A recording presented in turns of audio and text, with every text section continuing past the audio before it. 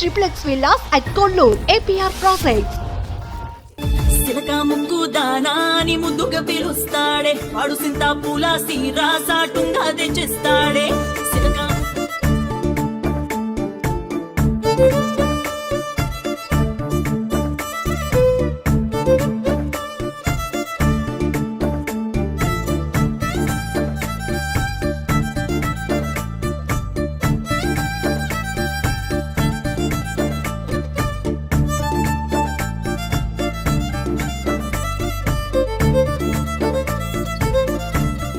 నిన్ను ఇన్స్పైర్ చేసిన యాక్టర్ ఎవరు? డాన్స్ అంటే అల్లు అర్జున్ని చూసి బాగా ఇన్స్పైర్ అయినా.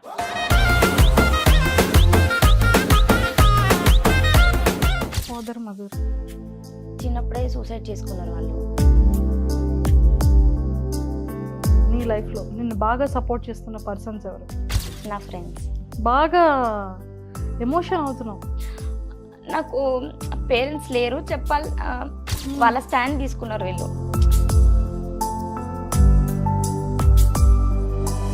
Good friend. సో మన ఎమోషనల్ అవ్వకూడదు, నువ్వు ఎమోషనల్ అయితే నేను అయిపోతున్నాను. Hi viewers, welcome to Suman TV. ఈరోజు అయితే నాతో పాటు ఉన్న ఈ స్పెషల్ పర్సన్ ఏంటంటే చాలా మంచి డాన్సర్ అనమాట. డిజిటల్లో ఒక డాన్స్ రిలీజ్ అయితే 30 millions రీచ్ అయ్యే ఛాన్సెస్ కూడా చాలా ఎక్కువగా కనిపిస్తున్నాయి. అసలు ఫోక్ సాంగ్కి అంత ఉందా అని చాలా మంది క్వశ్చన్ అయ్యొచ్చు. బట్ ఈరోజు డింపుల్ మౌనికతో మాట్లాడి చాలా విషయాలు తెలుసుకుందాం. హాయ్ మౌనిక. హాయ్ అక్క. ఎలా ఉన్నావు? ఫైన్ అక్క, హౌ ఆర్ యు? నేను కూడా చాలా బాగున్నాను, థ్యాంక్ యూ సో మచ్. డిజిటల్లో ఒక మామూలుగా లేదు, ఊ అంటావా మామ, ఊ అంటావా మామ. సో వాటన్నిటిలో కూడా చాలా పెద్ద అమ్మాయిగా అలా కనిపిస్తుంది, ఇక్కడ చూస్తే చిన్న అమ్మాయిలా కనిపిస్తుంది. కెమెరా అక్క అంతా ఇంకా. అంతేనా? అవును, నిజంగా నేను కూడా బయట ఇంకొంచెం అయినా తగ్గినట్టు కనబడతాను, కెమెరాలో అయితే ఎంత ఉన్నట్టు కనబడతాను. నేను కూడా ఇన్నర్ ఫీలింగ్ అదే నాది. బాగున్నారు అక్క మీకే.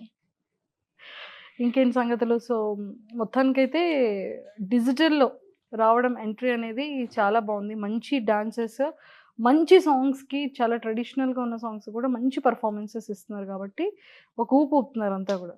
ఈ మధ్య శ్రీదేవి డ్రామా కంపెనీలో. అవునా? సూపర్. సో నీ ప్రాపర్ ఎక్కడ, నువ్వు ఏం చదువుకున్నావు? నాది సిద్దిపేట్, రామన్పట్ల అనే విలేజ్లో ఉంటాను నేను. నాది BSc నర్సింగ్ అయిపోయింది, అంతా కంప్లీట్ అయిపోయింది. కానీ ఇంకా ట్రైనింగ్ చేస్తే జాబ్ చేసుకోవాలనుకునే టైంలో ఇంకా నాకు ఇంట్రెస్ట్ డాన్స్ పైన ఉంది. సో ఇంకా డాన్స్ పైకి షిఫ్ట్ అయిపోయాను, ఇంకా ఇదే కంటిన్యూ చేసేస్తున్నాను సార్ ప్రజెంట్ అయితే. So family background? ఫ్యామిలీ అమ్మ నాన్న లేరు, చిన్నప్పుడే చనిపోయారు అనమాట. ఇంకా వాళ్ళు లేని లోటు ఉంటుంది. ప్రజెంట్ అయితే బాబాయ్ పిన్ని వాళ్ళు చూసుకుంటున్నారు నన్ను, వాళ్ళతో పాటే ఉంటున్నాను. అక్కది ఇక్కడే మ్యారేజ్ అయిపోయింది, లింగంపల్లిలో ఉంటున్నాను. అక్క బాగా చూసుకుంటారా? బాగా చూసుకుంటుంది. ఇద్దరి మధ్య మంచి కమ్యూనికేషన్ బాగుంటుంది. ప్రజెంట్ ఎప్పుడైనా కానీ నాకు ఏదైనా అవసరం ఉన్నా అక్కకి ఫోన్ చేస్తే అక్క నాకు ఇది కావాలంటే ఓకే అని చెప్పేసి చేస్తుంది, ఏమైనా చేసేస్తుంది నా కోసం. ఇద్దరి మధ్య అక్కది నీది బాగుంటుంది. ఎలా చనిపోయారు ఫాదర్ మదర్? చిన్నప్పుడే సూసైడ్ చేసుకున్నారు వాళ్ళు. ఇంకా మమ్మీ 2005లో చనిపోయింది, డాడీ 2009లో చనిపోయిండు. వాళ్ళకున్న ప్రాబ్లమ్స్ ఇంకా వాళ్ళు ఉన్నాయి. ఇంకా అప్పటి నుంచి నేను హాస్టల్లో పెరిగినాను చిన్నప్పటి నుంచి. నాన్నమ్మ, తాతయ్య, బాబాయ్, పిన్ని వాళ్ళే చూసుకుంటున్నారు నన్ను. ఇంకా డిగ్రీ ఇంటర్మీడియట్ వరకు నేను అక్కడే చదువుకున్నాను, సిద్దిపేటలో మిట్టపల్లి హాస్టల్లో చదువుకున్నాను. ఇంకా ప్రజెంట్ ఇప్పుడైతే ఇంక ఇది నడుస్తుంది, ఏ ఇండస్ట్రీకి వచ్చేసినాను. ఇండస్ట్రీకి వచ్చేసా. సో ఎప్పుడైనా అనిపించిందా హాస్టల్లో? అంటే నీకు తెలుసా అమ్మ చనిపోయిన విషయం, నీకు తెలుసా? నీకు అప్పటికి ఎంత ఏజ్ నీది? చాలా చిన్న ఏజ్. నేను మమ్మీ చనిపోయినప్పుడు అయితే, డాడీ చనిపోయినప్పుడు కొంచెం ఐడియా ఉంది నాకు. ఓకే చనిపోయారంటే అసలు ఏంటి అర్థం అనేది నాకు అప్పుడు తెలుసు. డాడీ చనిపోయినప్పుడు, మమ్మీ చనిపోయినప్పుడు తెలియదు. హాస్టల్లో చదువుకున్నప్పుడు అయితే ప్రతిసారి అనిపించేది, సండే పేరెంట్స్ చూడడానికి వస్తే నాకు కూడా వస్తే బాగుండేది, నాకు కూడా తలంటి జుట్లు వేస్తే బాగుండేది అని అన్నీ ఫేస్ చేసి వచ్చిందని. ఇంకా వాళ్ళ వాల్యూ నాకు చాలా తెలిసింది.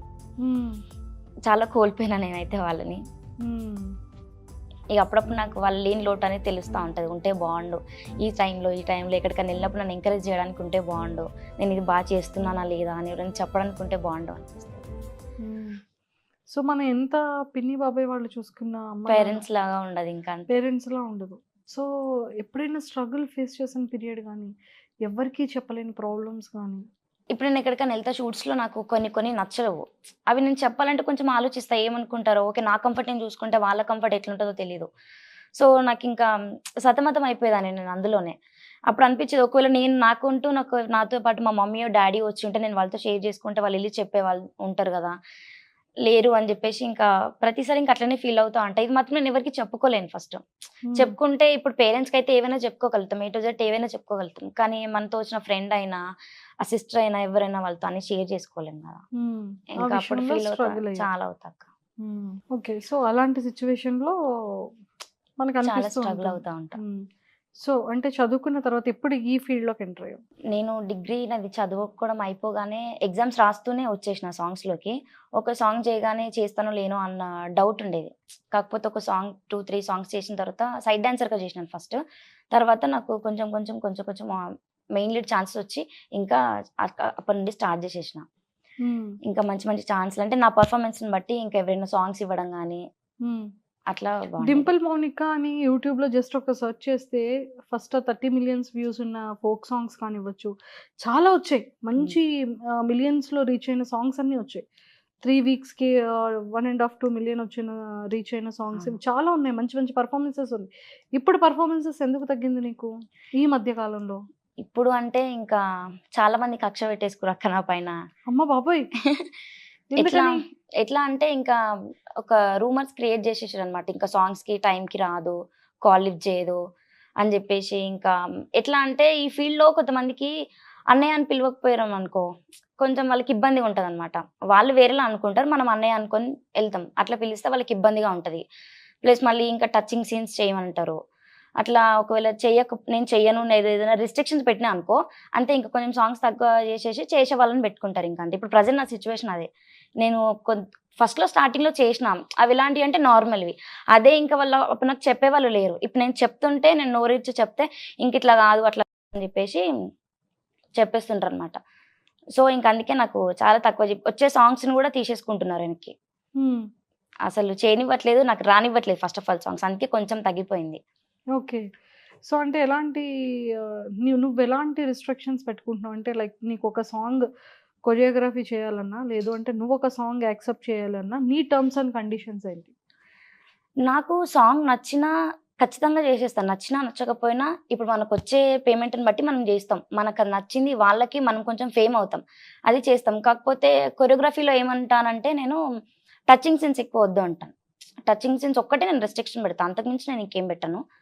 అదొక్కటి వాళ్ళకి ప్రాబ్లం అయిపోతుంది. టచింగ్ సీన్స్ అంటే లైక్ ఎలాగా? ముట్టుకోవడం ఇట్లా అంటే వాళ్ళు మనల్ని పైకి ఎత్తడం కానీ, లెగ్స్ నడుము పట్టుకోవడం కానీ అట్లాంటివి వద్దని చెప్పేస్తాను.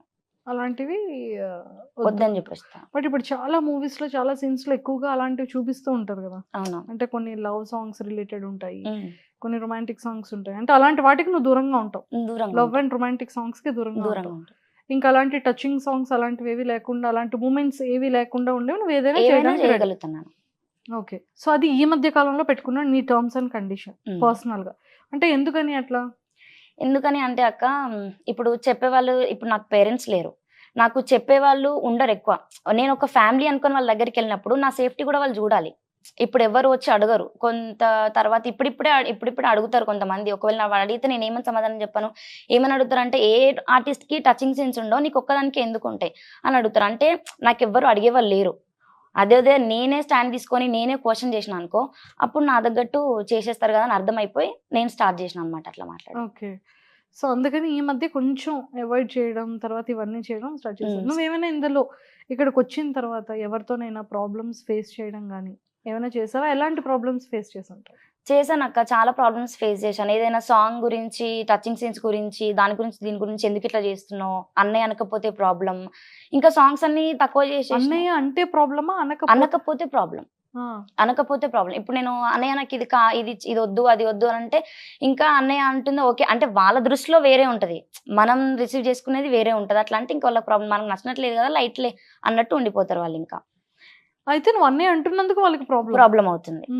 మళ్ళీ కొంతమంది నేను సాంగ్స్ ఎక్కువ సార్లు అటెండ్ అవ్వట్లేదు అని చెప్పేసి సాంగ్స్ అని రిటర్న్ తీసేసుకొని, ఇంకా ఇప్పుడు మన ద్వారా వేరే వాళ్ళ ద్వారా మనల్ని ఎవరైనా రిఫర్ చేయాలంటే అమ్మాయి మంచిది అనేటట్టు ఉండాలి, కానీ ఆ అమ్మాయి సాంగ్స్ కి రాదు, ఇట్లా ఉంటది అట్లా ఉంటది అని చెప్పేసి చెప్పేస్తారు. ఇంకా అట్లానే సాంగ్స్ కొంచెం తక్కువ అయిపోతున్నాయి ఇప్పుడు.